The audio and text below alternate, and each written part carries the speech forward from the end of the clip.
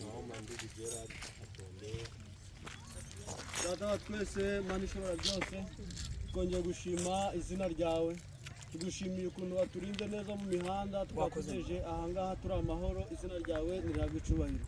Turakwinginze kugira ngo utwezeshe amaraso yawe, imirimo igiye gukorerwa ahantu uze uyifate, uyibere umwishingizi, gutangira no guheruka, ijuru ritubundikire, tubisabye mu izina rya Yesu Kristo, amen.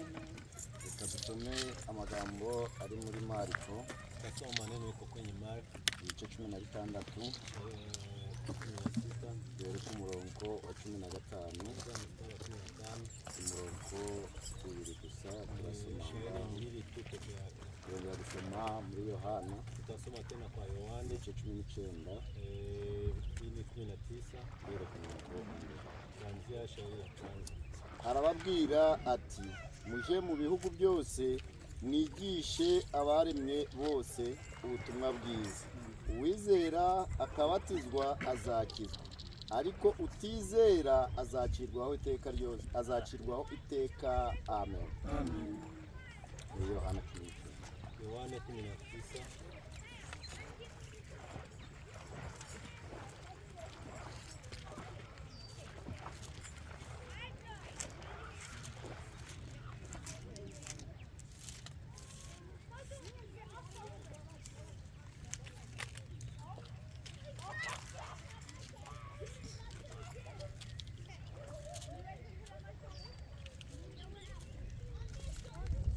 Ibyakozwe n'intumwa, Tasoma matendo ya mitume sura 2. ibyakozwe n'intumwa ibice 2 Matendo ya mitume sura 2 dore ku murongo wa 37. kuanzia shairi ya Abo bantu bumvise ibyo bibacumita mu mitima, nuko babaza Petero n'izindi ntumwa bati, bagabo bene data, mbese tugire dute? Petero arabasubiza ati, nimwihane, umuntu wese muri mwe abatizwe mu izina rya Yesu Kristo, ngo mubone kubabarirwa ibyaha byanyu, kandi namwe muzahabwa iyi mpano y'umwuka wera, kuko isezerano ari iryanyu n'abari kure bose, n'abazahamagarwa n'umwami wacu. Amen. Ni amagambo meza cyane maneno mazuri y'umwami yategetse abigishwa, mfalme aliyo kuko byari bikwiriye ko ubutumwa bwiza bwamamazwa, kama vile ujumbe kandi uwizera wese anayeamini akabatizwa mu izina rya Yesu Kristo. akabatizwa katika jina la Bwana. Niyo mpamvu muri Mariko hatubwiye ati, Ndio sababu katika Marko tunasema hivi, utizera mwenye aamini azacirwaho urubanza, atahukumiwa, ariko uwizera lakini anayeamini ahabwe ubugingo buhoraho. atapewa uzima wa milele. Kandi utizera we, Mwenye haamini, iyo utizeye, wakati hauamini, urubanza rwawe rwamaze gucira. hukumu yako imehukumiwa, Ariko kwizera lakini imani niyo nzira igana mu bwami. ndio njia pekee. Rero baradutegeka ngo uwizera akabatizwa atakayeamini na kubatiziwa niwe uzakizwa, ndiye mwenye ariko utizera mwenye haamini we aciriweho iteka ryose. amekwisha kuhukumiwa. Byakozwe n'intumwa biratubwiye ati, Matendo ya Mitume anasema nuko abo bagabo bumvise ibyo, awali wanao waliposikia bari bumvise ibyo ba Petero bavuga walikuwa wamesikia yenyewe wa Petro wamesema n'izindi ntumwa, na wengine mitume, babaza Petero ati, wakamuuliza Petro, bagabo bene data, tugire dute? wandugu tufanye nini? Ibyo muvuze biducumise mu mitima, Na yenyewe mnasema anatuchoka, ko twumvise ari ukuri, tunasikia ni ukweli, none twe tugire dute? tufanyeje? Petero arababwira ati, Petro akawaambia hivi, ni ukwihana ibyaha byanyu, ndugu zangu zenu, wamara kwihana hapo tu mukabatizwa mu izina rya Yesu Kristo. katika jina la Bwana Yesu. Kwihana rero ni uguhindukira, kwihana ni ukuva mu byo wari urimo Kutoka mahali ugafata inzira y'agakiza. unakamata njia ya Ico niko kwihana. Ntabwo uri kuja mu iyi nzira ugakubita demituru ukaja mu nzira nziza. Iyo niyo nzira yo kwihana. Rero twahawe itegeko ryo kubatiza mu izina rya Yesu Kristo, kuko byanditswe ngo kwihana no kubabarirwa ibyaha ni mu izina rya Yesu Kristo. Nta yandi mazina twahawe gukirizwamo mu isi, nta rindi zina na rimwe twahawe keretse izina ry'umwami wacu Yesu Kristo. Iryo ni ryo zina ryo tugomba kubatizwamo tukababarirwa ibyaha byacu, atari mu butatu butagatifu, kuko mu Bibiliya yera ntaho byabaye, nta n'umuntu n'umwe wabatijwe mu butatu butagatifu, ahubwo izina ryabonetse ryo gukirizwamo ni izina rya Yesu Kristo. Iryo zina niryo twishingikirije, iryo zina niryo rikomeye kuruta ayandi mazina yose. Imana ibaha umugisha. Rero reka twinjire mu mazi tubatize mushiki wacu kuko yavuye mu byo yari arimo. Imana ishobore kumwakira. Amen. Baririmbyi badushiraho indirimbo, waimbaji wakiweka nyimbo. Imana yo gushimwa wewe. Imana yo gushimwa wewe.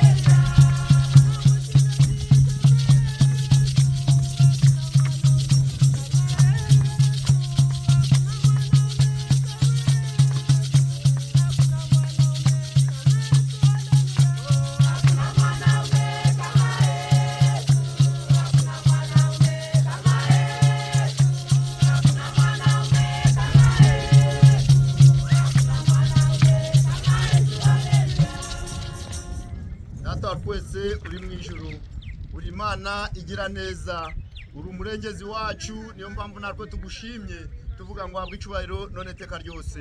Waturinze iyo twari turi kuva twerekeje kwa ya mazi, wabanye natwe uraturinda utugejeje hano amahoro. Turavuze ngo habwe icubahiro. None dore natwe tukandagiye mwaya no mazi, turaguhamagaye ngo umanze wayeza ubwo gukora iki gikorwa cyo kubatiza mushiki wacu. Nawe uze weze aya mazi mu izina ry'umwami wacu Yesu Kristo. Ngaho rero ubane natwe, tubisabye mu izina ry'umwami wacu Yesu Kristo. Amen.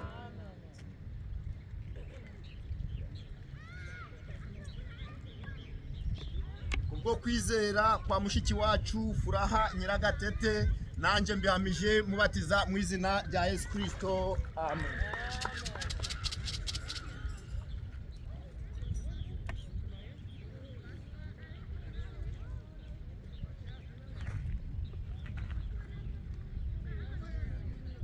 Mushiki wacu Nyiragatete mubatije mu izina ry'umwami wacu Yesu Kristo. Amen.